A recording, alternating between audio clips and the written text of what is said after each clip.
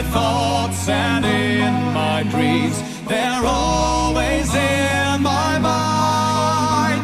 These songs of hobbits, dwarves and men, and elves, come close your eyes. You can see them too. When you play D&D, you run into all sorts of types of people, and what I'm about to say, Oreo's curious. What I'm about to say might seem like I'm making fun of gamers in general, people who play D&D, because it's the same way with anyone in life. You run across you run the gamut of people from idiots to assholes to really great people, and so by and large, most of the people I've run into playing games, they've been great. The distinction is when you're playing games, you're spending a lot of time with them. And you're kind of doing an unusual activity with them to the point where you start to learn a lot about people. You learn about how they act by the way they roleplay, to a degree, if that's what I'm making, if that's what I'm talking about. So, again, this is one example where I have to be very careful about the names, and so I'm going to try very hard to stick to my phony names. And so this is a story about a guy we will call Gary. Gary, guy was one of a kind. He was the kind of guy who, gaming was his life. And he would do it every day if he could. In fact, he did it most every day. Reason being, I believe he was on disability.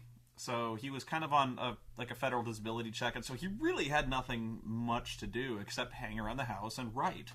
So he did a lot of writing, he did a lot of researching. He still held down like a job as a consultant for such and such people. But the guy was going stir crazy. He was going stir crazy constantly, and so the guy really liked to write up campaigns. So all the time this guy was at the game store, he was playing card games, he was playing D&D, mainly D&D and stuff like that. He was also a huge fan of Deadlands. Would play it all the time if he could, and he was always trying to badger people to let him run a Deadlands game, and so he actually had like 2 or 3 going on a week. I can't even conceive of that. Nowadays, if I'm ever running one, it's one a week, and even my schedule is such, my work schedule is such, that even I'm stressed out sometimes for doing one a week. At one point in high school, I was doing two sessions a week, and you can burn out very quickly from DMing that fast. It's a bad place. You don't want to be burned out. You want to be in that comfortable zone where you're running just as many games, usually one a week. It keeps you comfortable because you don't want to deal with these people sometimes more than you have to. Like I said, most people great, some people not so much. So Gary, his big thing was he was what we like to call a killer DM. Say what you want about me. I am a harsh DM, and I'll be the first to admit that. I've and you've seen examples of that where I don't pull any punches, and you might even say a lot of what I do is kind of dickish. Case in point being the Leaping Wizards thing, where I did what I could to make it a challenging encounter.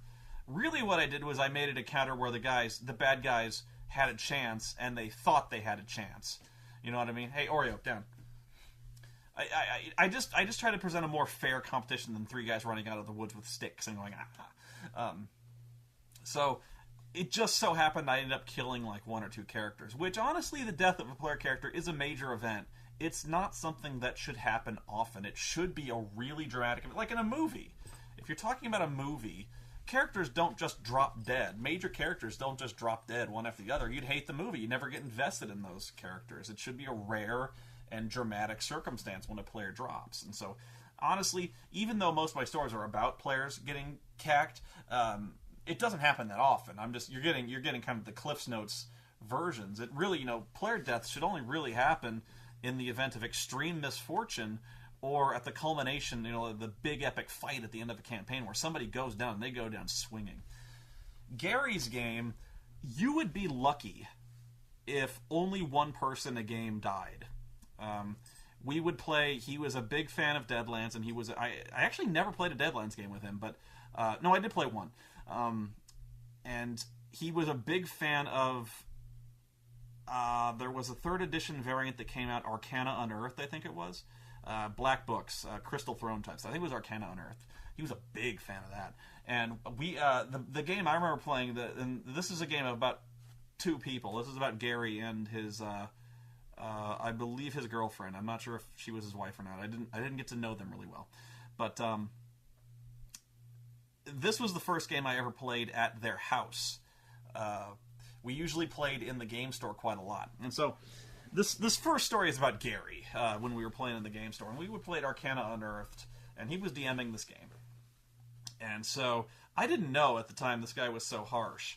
But he really wanted to present a tough and brutal game. But the thing is, he didn't understand that games need to have an arc in terms of difficulty. You know, they need to have. They don't all have to be epic encounters. You know what I mean? And I'm trying to explain it to where, like, let me put it this way. Every single encounter in one of Gary's games would be the equivalent of the climactic final encounter in one of mine. So, in one of mine, the climactic encounter is a very, very tough fight. They have to be smart. They have to be a little lucky to get out of it without at least one fatality. Like, usually, in the culminating fight, it's gonna be really hard. It's gonna be a stressful fight. They have to use their heads. And they might lose somebody, and they know they're gonna lose somebody. In other fights, I don't want to make it sound like I want them to breeze through the fights, because I don't. I want them to be engaging. I want them to be difficult, but I don't want them to feel like, and maybe, you know, I think maybe he was coming at it from this perspective, like every fight should feel like they're in mortal danger. And to a degree in mind, they are if they get really unlucky or they're foolish. But the point is, not every fight should be incredibly difficult. You know what I mean? Especially since, and this is where I'm talking like from a dramatic standpoint, you kind of have to give a fair amount of dramatic license to these fights, I guess is what I'm saying. Like in Star Wars, you know, there's stormtroopers, there's kind of underlings, and then there's kind of bosses, you know. And the only guys who really pose a serious threat most times are bosses. You know, there's henchmen, and unless you get really unlucky or you do something foolish, the henchmen are not going to kill you. So really, encounters in D&D are meant to be kind of a war of attrition, because there's a core group of characters, and they're meant to kind of have to fight through these guys, and they are hoping just kind of not to take a lot of damage on their way to the main encounter.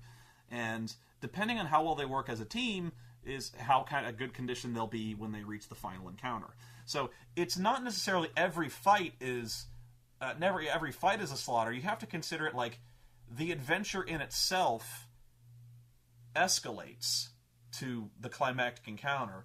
For Gary, every single fight was up here. So, like, we would run into a random encounter of orcs, so like something that is not necessarily tied to the campaign. We'd just be going from point A to point B. We'd be going from one city to the next. Brigands would attack us, and these brigands would be, you know, as many or more. You know, it would either be one to one ratio of, you know, bad guys to us or more, and they would be on a level to take us. Like, they would be basically even to us. So monsters would be on an even keel with us. So every single fight was just a titanic struggle for survival. It was basically lucky if we didn't lose at least one person a fight. Somehow, and I'm not boasting of my ability as a role player, I survived 2 straight weeks. I don't know how I did it. I was lucky. I know I could claim like, oh, I was just a genius. No. I just got lucky, and I somehow survived every single fight, and I am not crediting that to my intelligence or skill as a player in any way. Somehow I lived. I don't know. But it was really frustrating. I didn't want to play with this guy because it was stressful. I was getting weird. I was getting stressed out and weird playing this guy's games because he just would not relent. And I'm sure there's gamers out there who like that kind of pressure, like who want to be challenged in that way. But I guess what I'm saying is there's a difference between challenge and brutality. Like it wasn't fun. We were never in a position to feel like we were doing really well, you know. So, you know, we eventually finished this campaign, but we were just getting brutalized. And so here's my point. When you're going through when it's a character meat grinder, you know, when you almost never you're never finishing the adventure with the same characters you started with. So imagine that. Let's imagine Star Wars again, where like Luke Skywalker meets up with Han Solo, Chewie, and Obi-Wan, and by the end of it, by the end of the movie, none of the characters are alive. We're still kind of dealing with the guys who replaced the older guys. It'd be weird. You couldn't get attached to any of those guys. So like, you know, you can't tell a story with the substitute characters who come in to replace the guys who started the job. You know, it reached a point where, you know, the guys who were hired to do this job for Gary's adventure, none of those guys were alive except me. You know, so it's really impossible to tell a dramatic story when people are dropping like flies. And, you know, knowing his gaming style, you would never agree to do a job. You would never agree to go adventuring because you were going to fucking die. You know, I guess, you know, adventures are supposed to be kind of a cut above the normal guys to where like they're kind of specially qualified to handle most threats. I don't. Am I saying clear at all? Anyway, now the story I'm leading to, that was not the story. The story I'm leading to is this guy was a wreck. Really, from a personal standpoint, this guy was an absolute disaster. He was just this kind of guy who he lived in this world. He kind of had this headspace where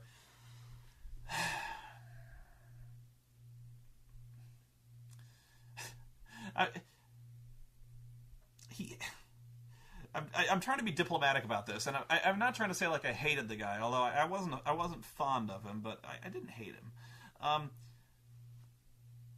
Just certain things. He didn't perceive the world as other people do. And really this is a story of he was in my Thieves World game and he dropped out after a short while, and I don't think I mentioned up to this point because he was only in for like a couple of weeks, and we essentially kicked him out because he was such a flake when it comes to showing up on time. That he's that kind of character. If he's running the game, even if he was running the game, he didn't show up on time. But we always used to say like he always used to be on kind of Gary time. It was kind of like you kind of had to, if he'd tell you he'd show up in 30 minutes, you kind of had to do it like you were converting to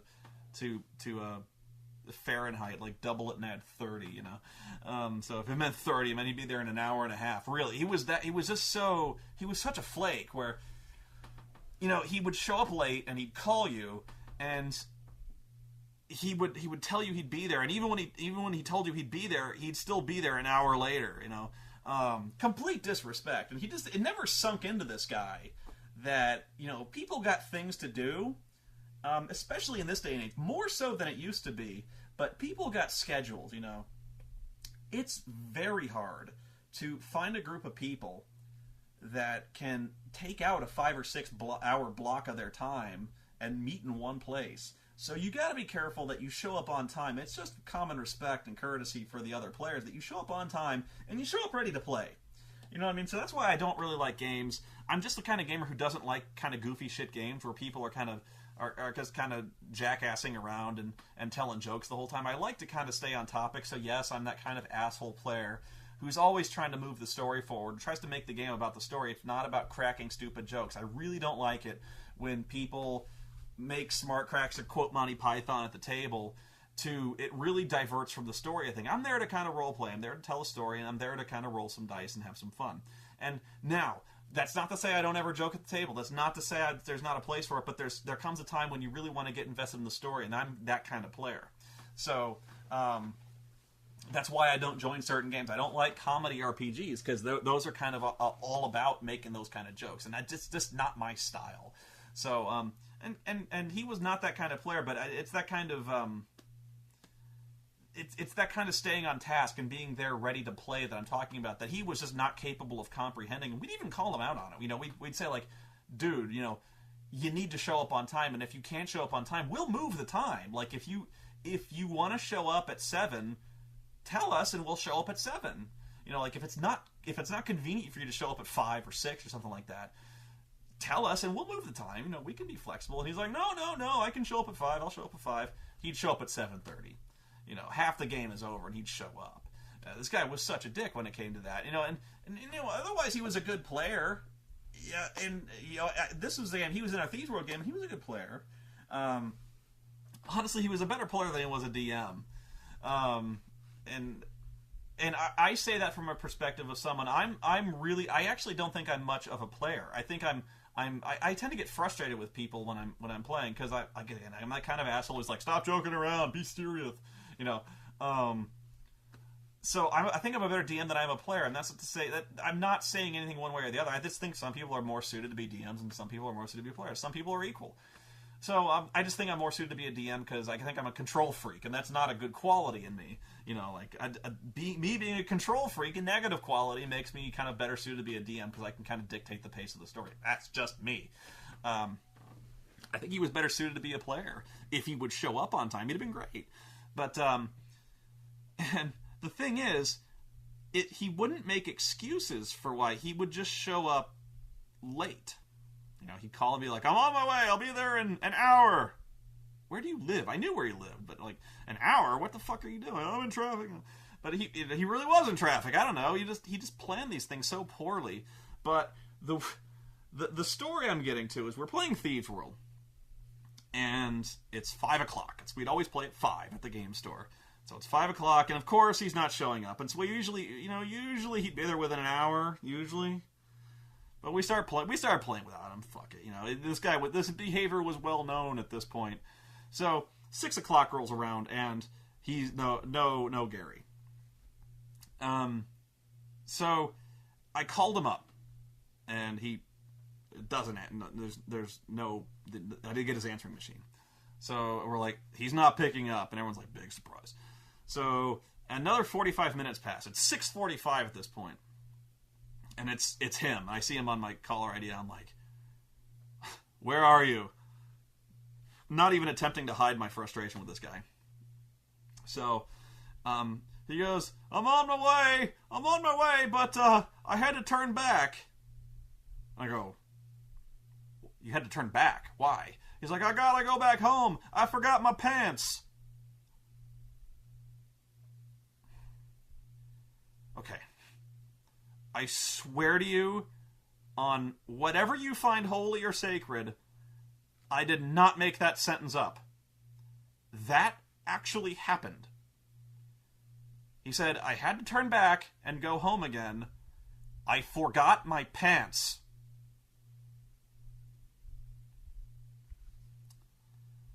I'm on the phone at the table, and I'm dumbstruck by this.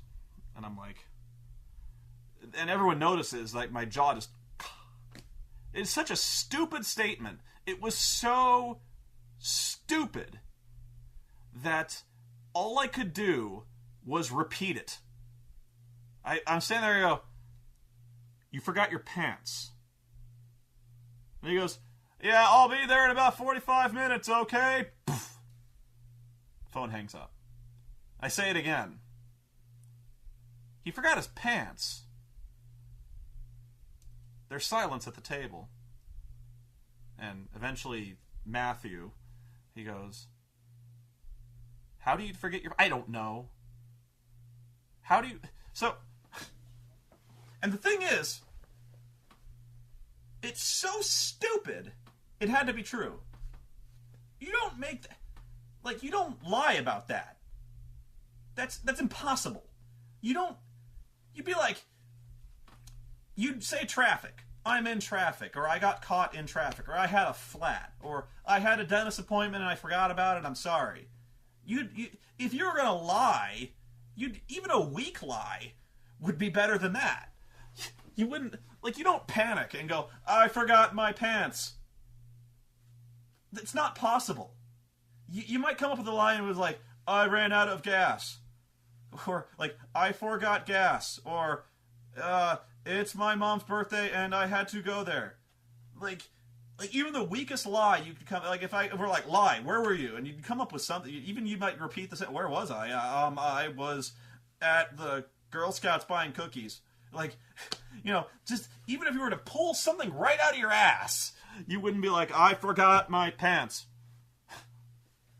So, instead of, the game stops at this point. We had to stop and analyze this. Like, we're like, what series of events occur to where you get up? We assumed he just got up. Like, so he gets up out of bed or off the couch. He's like, oh shit, I have to go to the game. So he picks up his book. He picks up his Thieves World Handbook. He gets his dice. He apparently didn't forget that. He goes in the car. He starts driving. By the way, this guy only lives like 15 minutes away from the fucking store. So I don't care if he forgot his pants. The dude still called me like an hour and a half after the fact. So I don't know. This guy must just wake up like an hour late, or like he must still be operating on like permanent daylight savings time. I don't know what the fuck is with this guy, but like at some point he's on his way, and he looks down like to scratch his balls or something, and he's like, "Oh shit, I'm in my underwear." Let's just hope, for sanity's sake, he was wearing underwear at this point. So we didn't forget that. He's like, oh shit! No pants! I better go back. Thank God he decided to turn back. God, can you imagine if he never noticed, he just fucking walked in his underwear? Whew! Man. This fucking guy. He forgot his pants. And I called him up. I was like, you know what? I had enough of this guy. So I called him up, and he's like, yeah, I'm on my way. I got my pants. And I go, dude, you know what? Why don't you just go home? Again, I'm not even really attempting to hide my frustration. I was like, if you can't show up on time, you need to at least tell us, or just not come. And he's like, it's okay. I got my pants, though. My wallet was in them. And I'm like, So then I'm thinking, like, the only reason he turned back was to get his wallet. And I'm like, no, just, we're already started, and you might as well just not show up, because if you show up, we're just going to be mad at you. And I'm really trying to be polite. I'm frustrated, but I'm really trying to be, like, you know what, dude? If you can't show up on time, just don't show up. And this is not something I cracked out on this guy out of nowhere. This was going on for a month, 2 months, we even had like an intervention with this guy, or like, the first week we ran Thieves World, we're talking to him, we're like, you gotta let us know, when do you want to show up, like what time would be good for you? And he's like, 5 is fine. Fuck it. And we're just like, just don't come. So like, that was how he got kicked out. But for some reason, somehow he was still very friendly with us. Like, I think it was just the fact he didn't have any other people to play with. That, he was just this kind of guy who gaming was all he had, So, like, and I didn't hate the guy. I didn't. I just wish he'd show up on time. So, a few months pass, and he wants to run Arcana Unearthed. And I go, I don't know, man. I'm surprised he called. I'm like, I don't know, dude. I kind of had issues, and he's like, I know, and he's like, I know, but it's okay. How about we run it at my house? And I'm thinking like, okay, because I really was kind of jonesing for a game myself, and this was before I really knew he was that much of a killer DM. So when I met, I kind of badgered him into playing. I didn't know what kind of DM he was. This was the first time I really found out what kind of DM he was. So he's like, I figure now, if he's playing it at his house, he can't possibly show up late. He lives there. So, this was my train of thought. Like, I was like, I was like, if it's at his house, he can't be late. At worst, like, if he's asleep or something like that, because he works from home, if he's asleep, I'll ring the doorbell till he wakes up. It's time. Hopefully he'll remember his pants if he's at home. Like, the doorbell ringing will be like, oh shit, I need to wear pants. So, like, okay, so I agree, and I roll up a character, and sure enough, he's on time. So, he was on time every time. That was the solution, really, was show up at his place, and he was presentable. He was okay. He was a fucking killer DM, but that was the second problem I had with him. That was something we could talk about. That was just a storytelling perspective. We could kind of get together. But yeah, he wore his pants, which I didn't think I had to take for granted, wearing pants, but whatever. And he showed up on time, and so things are going at a pretty good clip. And then I meet the wife, or the girlfriend, I can't remember which. And honestly, I can't remember her name. It was some kind of flower, I don't remember. And so this person, honestly, she was a terrible role player. She made things instantly awkward. Like, absolutely awkward, to the point where she would make, the first character she played was, she played this, okay, I'll just say it. She played this really offensive stereotype of, basically a really offensive gay stereotype, where he was, I don't even know what the goal was. Like, he was some kind of thief, but he was trying to be, like, as outlandish as possible. So, he was like, the guy from Beastmaster 2, way worse than that. Like, gay as a $2 bill. Like, just so fucking offensive. Like, to the point where, this character was, like, openly groping the other men of the group, like grabbing their balls and, like, grabbing their asses and, like, openly hitting on them. And, okay, here's the thing. I'm not a homophobe. I guess everyone would say that, but, like, I'm really not. But I am very much against the stereotype.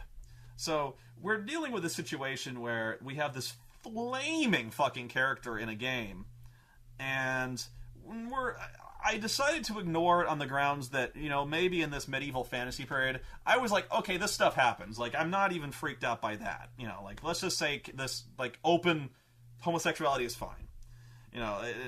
In that setting, you know what I'm saying. So, I'm digging a hole here.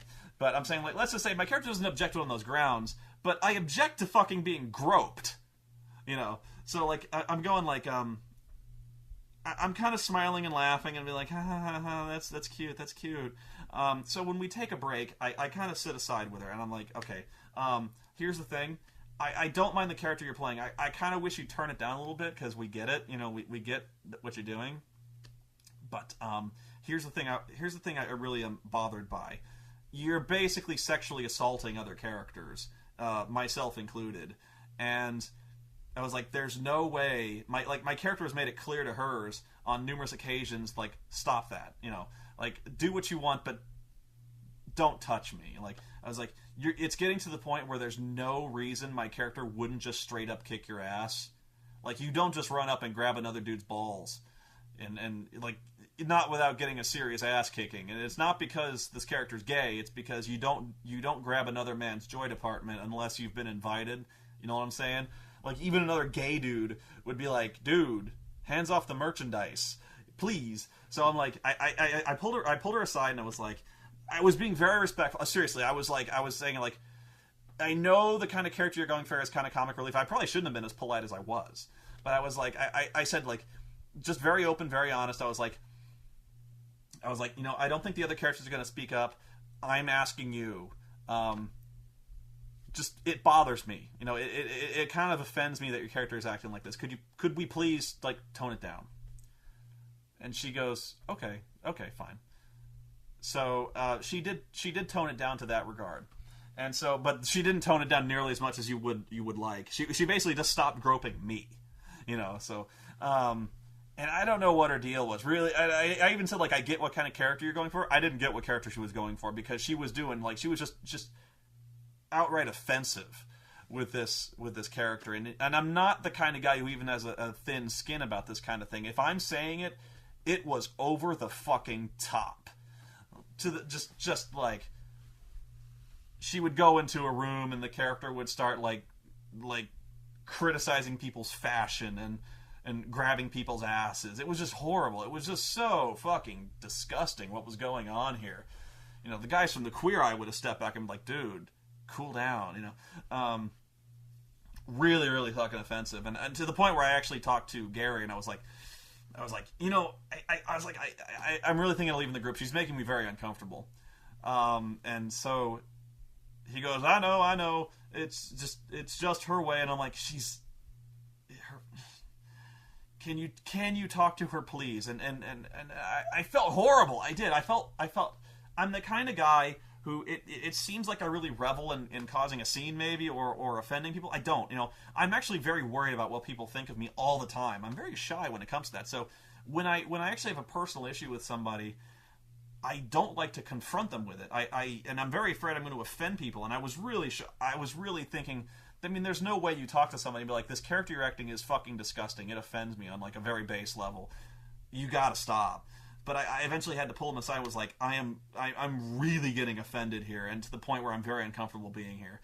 And he's like, I'll talk to her. So, sure enough, the next week she brings an entirely new character who is, let's just say, more normal. So, time passes. And we're playing in Gary's living room, and Gary calls a break. He's like, I gotta get a drink. And so he goes up to get a drink, and other people get up to get a drink, and it's just kind of me and my friend. I can actually use his name because I know for a fact he's not listening. Me and my, actually I don't remember his name. I don't remember his name, but he's sitting there and he's kind of with me on this thing where he was kind of my partner in crime on this. And I'm sorry, I can't remember your name now, but he's kind of my partner in crime, and he's sitting in his chair, and he's a lot quieter than I am, but he was just kind of in it for the ride. You know, he couldn't believe the way she was acting with this gay character, but he was like, you got to talk to her, like, you know, he was not willing to fall on that grenade, so to speak, and so he was kind of egging me on. You got to go talk, you got to do this, but like, okay, so time has passed. Everyone's kind of getting up. It's me, her, my friend, and my other friend Dominic, who so Dominic is like, you know what, I got to go to the bathroom. So Dominic gets up and he leaves the room. And this woman, I swear to you this happened, she watches him leave, door closes the bathroom, and she mutters, fucking wetbacks. And I'm like, what?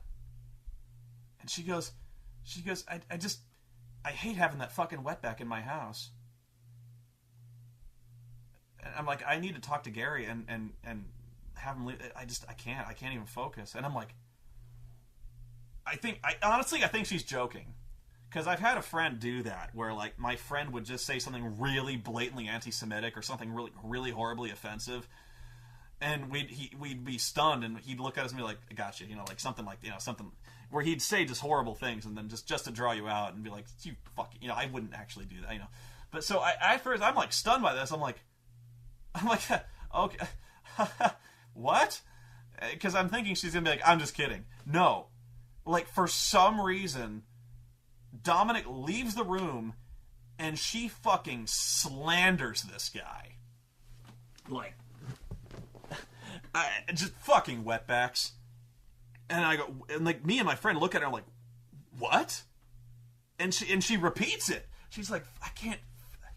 She's like, I just can't, you know, I just see fucking Mexicans, and I just think of all the illegal immigration. They're taking our goddamn jobs. It's, you know, like, it's people like them that make this country, that are ruining the economy for this country. I have, you know, I'm not quoting her exactly, but I swear to you, she was saying this exact type, not exactly, she was saying this type of thing. Like, just not sugarcoating it, not dressing it up at all, using terms like wetback, you know, spick, things like that. The word, like, just fucking epithets, and we can't believe it. And and I couldn't believe that this bitch fucking racist as all hell, right? So, my friend looks at me, and he is, honestly, he's got the biggest grin on his face. And it's not because he was agreeing with her, it's because, oh, this is gold. And so, he starts to egg her on. He's like, well, not him. He starts to ask her questions, like not to call her out. Like I was about to go like, what the fuck? Are you serious? Like I'm about to like go off on her, and he's like trying to draw her into conversation. You know, he's like, well, not him specifically, right? And she's like, no, not him specifically, but it's those fucking Hispanics just jumping the border and stealing our jobs. It's why Gary can't get a job. You know that, right? And we're like, and my friend is going like, he's not like agreeing with her, but he's asking like questions because he's looking at me like, we gotta keep her talking. I gotta hear this. You know, so he's asking her questions. He's like, well, like, can you give me an example? Like, can you give me an example of like when this happened? He's like, I just find this so hard to believe. Like, so you seem like you're pretty militant about this. Like you've got an example about this. And so she starts going off like, oh yeah, I got examples. Fucking hell. Like you seen those spics out in front of the Home Depot, right? It's exactly what I'm talking. So like she starts to go on and she's doing this, like she's not raving, but like, not like I am, but like she's trying to say so Dominic doesn't hear.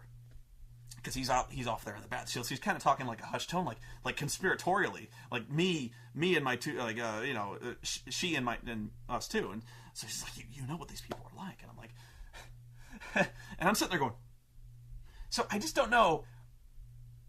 I was stunned for a dozen reasons, not the least of which being, if you held these views, and let's not like, even I have to think, even if you're, let's just call her out for what it is, like racist as fuck. But if you are, that you have to know that this viewpoint is somewhat radical. You know, at least you have to agree that it's kind of the minority opinion. That I just can't believe she felt comfortable enough to speak to relative strangers about these viewpoints. You know, like, she doesn't really know me from Adam, or me or my friend. Like, we've been playing a few weeks, and this is literally the first time I've ever seen her to come unleashed on this shit like that. But like, I just don't know at one point you feel comfortable enough to talk to a friend about your radical fucking white supremacist viewpoint. I certainly wouldn't be after like 2 or 3 weeks of fucking gaming. But yeah, she was like, apparently she was comfortable enough with me to just go right all out with it. Like, it's like, I'm a Nazi, you know. I don't know, but like, so I'm so stunned I can't even speak.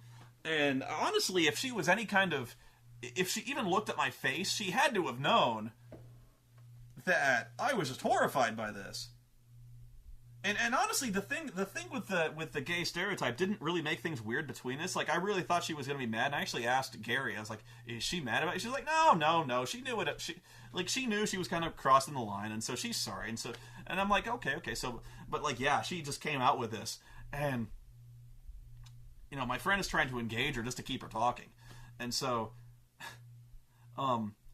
eventually she kind of brings the conversation back to Dominic, because it's you know, he was in there and he kind of goes outside and he's trying to get some air, he gets a drink, and so she's speaking in hushed tones, and so I just had to say something, and I go, you know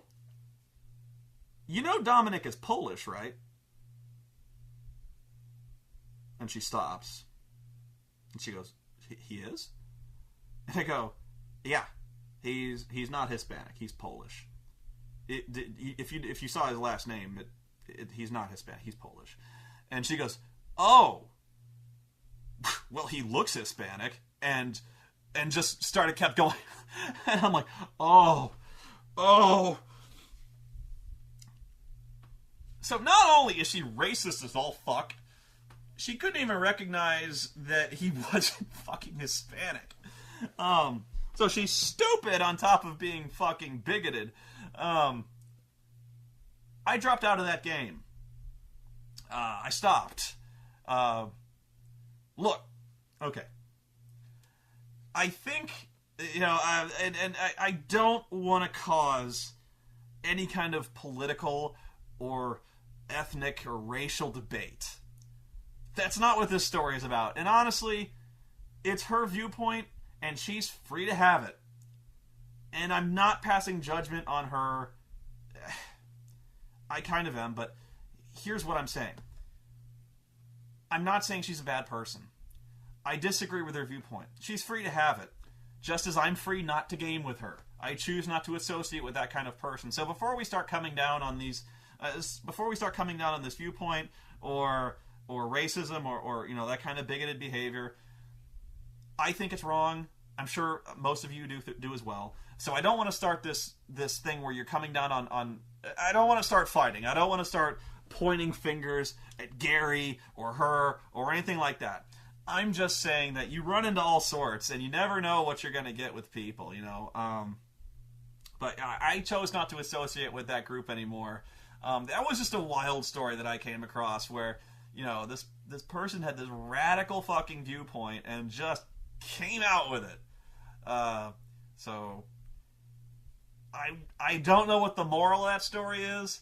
I'm not even sure I should put this online, but this is definitely why I tried to cover up names, because you can definitely see why this would be offensive to some people. So I've tried to obfuscate as much as possible to not. There's no way you're gonna know who these people are. I guarantee it. But wow, there it is, right?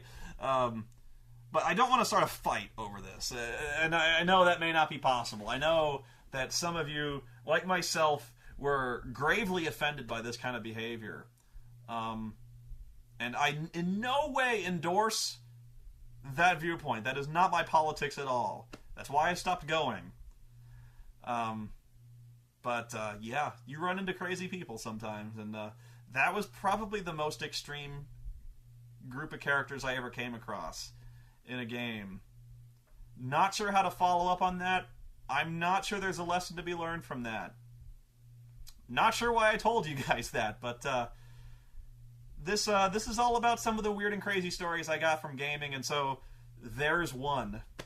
I'm trying to think if there's anything else I can say about that to hopefully diffuse any potential tensions before they start. Oh, jeez. This is the kind of issue you can't really start talking about without opening up a can of worms. Let's just put it this way. I don't want to open this up to personal attacks. I don't want to open up a debate on racism or homophobia. I in no way want to start a political debate. If there is going to be a political debate on these forums, I'll shut it down. If there's going to be any kind of hate speech or people even flaming the racist people, I'm going to shut it down. Okay? There will be no personal attacks. There will be no homophobia or racism on this board or anywhere on the site. That's always been the rule, okay?